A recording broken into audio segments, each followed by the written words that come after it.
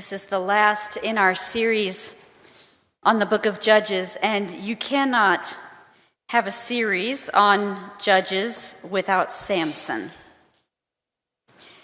And so we have moved forward in the narrative, and Samson is the current judge. He is the last of the judges.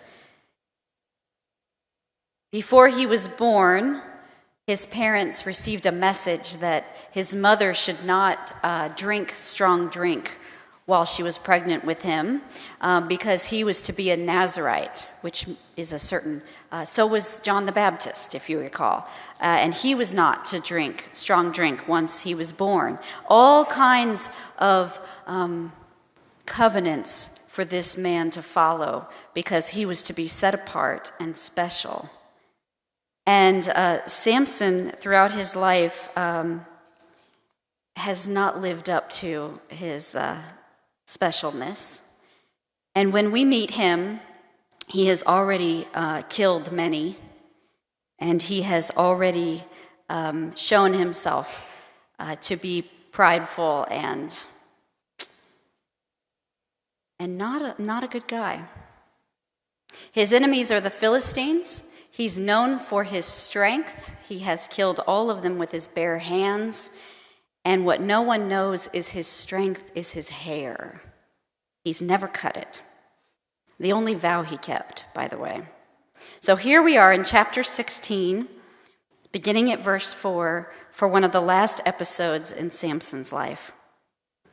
After this, Samson fell in love with a woman in the valley of Sorek, whose name was Delilah. The lords of the Philistines came to her and said to her, "Coax him and find out what makes his strength so great and how we may overpower him so that we may bind him in order to subdue him, and we will each give you 1,100 pieces of silver." So Delilah said to Samson, "Please tell me what makes your strength so great and how you could be bound so that no one could subdue you." Samson said to her, "If they bind me with 7 fresh bowstrings that are not dried out, then I shall become weak and be like anyone else." Then the lords of the Philistines brought her 7 fresh bowstrings that had not dried out, and she bound him with them. While men were lying in wait in an inner chamber, she said to him, "The Philistines are upon you, Samson." But he snapped the bowstrings. He snapped them as a strand of fiber snaps when it touches the fire, so the secret of his strength was not known. Then Delilah said to Samson, "You have mocked me and told me lies. Please tell me how you could be bound." He said to her, "If they bind me with new ropes that have not been used, then I shall become weak and be like anyone else." So Delilah took new ropes and bound him with them and said to him, "The Philistines are upon you, Samson." The men lying in wait were in an inner chamber, but he snapped the ropes off his arms like a thread. Then Delilah said to Samson, "Until now you have mocked me and told me lies. Tell me how you could be bound." He said to her, "If you weave the 7 locks of my head with the web and make it tight with the pin, then I shall become weak and be like anyone else." So while he slept, Delilah took the 7 locks of his head and wove them into the web and made them tight with the pin. And then she said to him, "The Philistines are upon you, Samson." But he awoke from his sleep and pulled away the pin, the loom, and the web. Then she said to him, "How can you say you love me when your heart is not with me? You have mocked me 3 times now and have not told me what makes your strength so great." Finally, after she had nagged him with her words day after day and pestered him, he was tired to death. So he told her his whole secret. He said, "A razor has never come upon my head, for I have been a Nazirite from God to my mother's womb. If my head were shaved, then my strength would leave me. I would become weak and be like anyone else." When Delilah realized that he had told her his whole secret, she sent and called the lords of the Philistines, saying, "This time come up, for he has told his whole secret to me." Then the lords of the Philistines came up to her and brought the money in their hands. She let him fall asleep on her lap, and she called a man and had him shave off the 7 locks of his head, and Samson began to weaken, and his strength left him. Then she said, "The Philistines are upon you, Samson." When he awoke from his sleep, he thought, "I will go out as at other times and shake myself free," but he did not know that the Lord had left him. So the Philistines seized him and gouged out his eyes.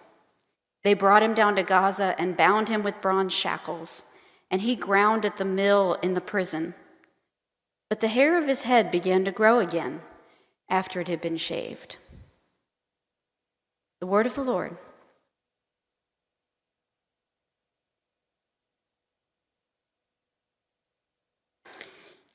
Many years ago, I was walking in a farmer's pasture, and this farmer actually kept sheep.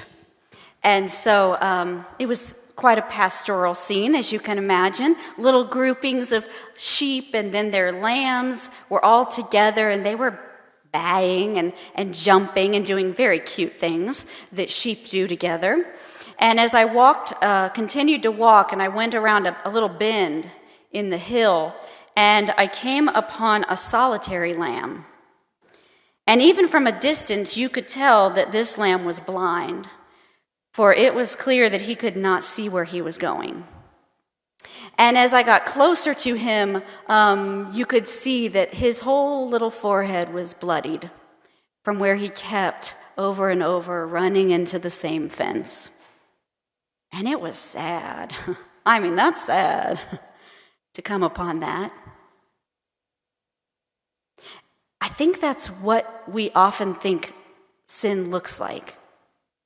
It's this thing that has come from the outside, and it has hobbled us, and it's bloodied us, and it's made us solitary in our suffering, and it's sad. It's like the soldier who comes home wounded from the war, and the enemy was from the outside, and so we feel such sadness for that soldier and for the way this sin outside of him has wounded his life. But that's not the only way sin works. I mean, that soldier can also turn around and abuse his family or threaten his workplace. And all of a sudden, his life goes downhill, not because of some outward sin, but because of what he's done. In short, his life is a life of suffering because of his own sin. He did it to himself, and his blindness is self-inflicted, and his wounds are from fights he started. Well, that's not just sad. I mean, that's shattering. And we don't have to be a soldier to know how that feels. We don't have to be a soldier to know what battle feels like in this life. All of us have faced at least a few. And lots of times in our own lives and in church, even, we want to focus on how the world has damaged us, or how things have come in from the outside. An enemy from the outside has caused our wounds. But the painful truth of sin is that sometimes we are the ones who wounded ourselves. Sometimes when we struggle and when life is hard, sometimes we deserve it. We did it, and we are getting what we deserve. There is no clean side to sin, but this is certainly the messy side. This is the messy side. And it is not as sweet as that little lost lamb who had no control. Samson is right up this alley. He is just such a person. All of his wounds are self-inflicted ones. You can go back and read his story right there in chapters 13 and 14, 15. He was supposed to be special. He was set apart from the beginning because God had big plans for him. And then Samson spent every single day of his life proving he was not special. Instead, he proved that he was selfish, a little bit of an idiot, we heard here, prone to terrible violence. Imagine this, not only is he an abuser of women, but by the time we meet him, bound and wounded by the Philistines, by the time we meet him in that scene, he has killed over 1,030 people himself. 1,030 of them. He is a killer, and he is a sinner. And his sin is not as clean as that solitary and that suffering lamb. It is difficult to love him, difficult to root for him, because by the end of his life, we are pretty sure he's getting what he deserves.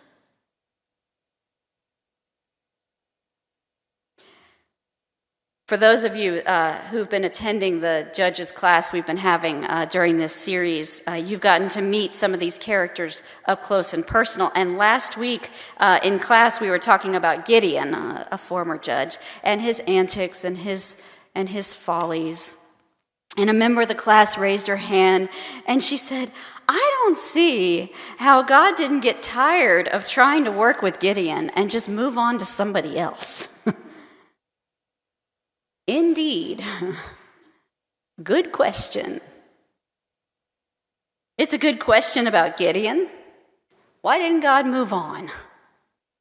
It's a good question about Samson. It's a good question about me. Good question about you. When God decides to give up on someone, who should God work on and who should God work through instead? Anyone have some ideas? Who among us would provide God with more? I have said it before, and I will say it again, continue saying it, that we miss the entire point of Scripture if we think that it is a book of heroes. Our Bible is not an introduction to hero after hero. Our Bible introduces us to God, who over and over again continues to work through and with frail and faulty human beings. It is not a book of heroes. Sometimes we read and we see in this world that God even manages to work great things, amazing things through these human beings. But that is the point. God works the greatness through them. They were not great in and of themselves. Samson could have had greatness worked through him. But he chose this life of pridefulness instead. He was the strongest guy he'd ever met, and so he didn't need anyone else. But we can see him. Even at a distance, we see him, and it is so clear he is blind. He is blind long before his eyes are gouged out. He's been blind for so long. Long before the Philistines bound him, he was captive, and he did it to himself. I told you that, Samson, as you know, he's famous for that hair that has never been cut. That hair that is the symbol in his life that God is with him, has not forgotten him, that he is special and set apart, that hair. And you combine that with, in Samson's time, if you were bald, if your head was shaved, it meant that you were a slave. It meant that someone else owned you. And so here at the end of Samson's life, he's bound and he's bald and he's clearly met his fate, but he was just as enslaved when he had a full head of hair. He was just as bound, he was just as captive. The enemy is just the final detail. This has been of his own doing for years and years and years. And we can see it, and we know it. He's a menace to himself and to others, and he's getting what he deserves. And yet, And yet, when it seems that Samson will be left to his fate, that he will finally reap what he has sown, we read the most pregnant of all sentences. We read the most charged of all clauses. We read, "But the hair of his head began to grow." He is this shaved slave who is captive to his own sin. But his hair is going to begin to grow. That symbol that God is with him, that God has not left him, it starts to grow. So brokenness is not the end, and it turns out for Samson, no matter what we may think, no matter what the Philistines may think, no matter what anyone else thinks, for Samson, he does not get what he deserves. That's what God thinks. Samson will not get what he deserves.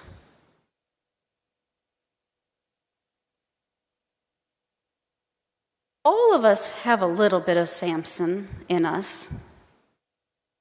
Might be a touch of pridefulness, quick temper, and some of us have a lot. Some of us have a lot. We can be callous, and we can actively work to push people away. We can lash out and frighten ourselves and others, and we can be absolutely blind to what kind of life we could have with God because we are consumed with what we want right this minute, what we are owed here and now. Some of us have a lot of Samson in us. And if we don't, we certainly know one. And Samsons can be hard to love. They are not as sweet as that lonesome lamb. Their sin is not so clean. But for all the Samsons here today, God has placed in your life that same pregnant sentence, that same "and yet." Things may be bleak, you may be broken by what holds you captive and suffering because of the work of your very own hand. And in the middle of it, especially in the middle of it, the hair of your head will grow again.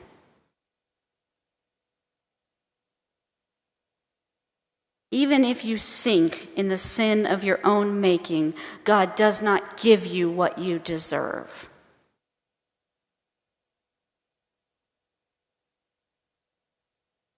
The world looks at Samson's and sees the obvious: the bad behavior, the wasted promise.